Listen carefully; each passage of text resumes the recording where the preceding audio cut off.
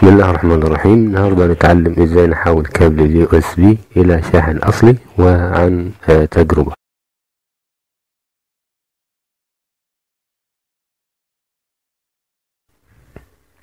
هنجرب الكابل قبل التعديل عليه. هنلاقي ان الكلام هنا باللون الاصفر واني اعطيني 340. ده برنامج قياس سرعة الشحن، هتلاقي الرابط بتاعه تحت الفيديو ان شاء الله.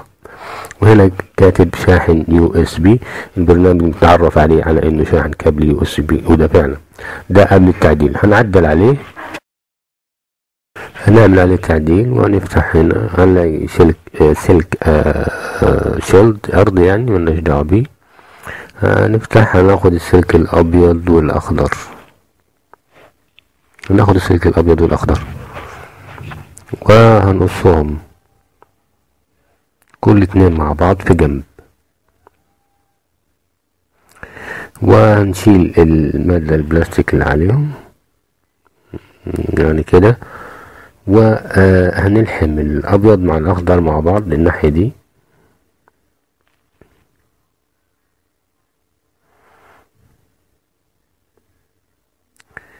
وهنلحم الابيض والاخضر مع بعض الناحية دي. يعني كل ناحية فيها سلك ابيض واخضر هنشبكهم مع بعض،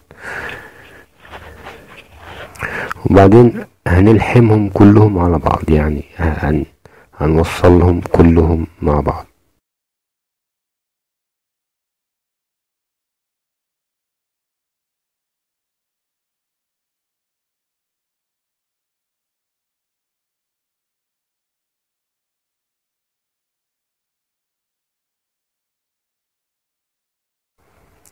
باقي السلك هيكون زي ما هو، ملناش دعوة بيه، تعديل على الابيض والاخضر بس.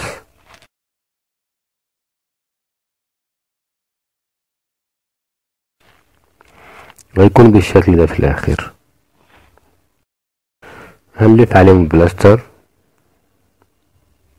عشان نعزلهم عن باقي السلك، وفي الاخر هيكون بالشكل ده الكابل.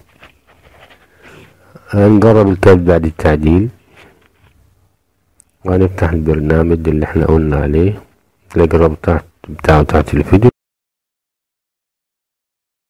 الكتاب اتغيرت باللون الازرق.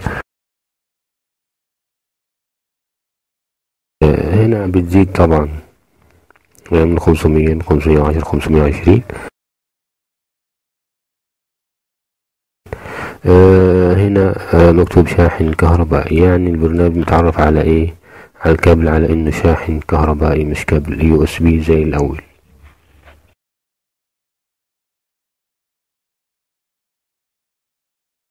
هنا لغينا الخاصية بتاعت نقل البيانات بواسطة الكابل وحولنا الى شاحن اصلي.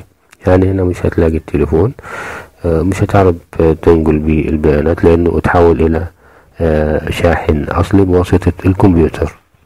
اتمنى ان تكون حلقة مفيدة لكم، ولا تنسوا الاشتراك بالقناة او الضغط على زر لايك.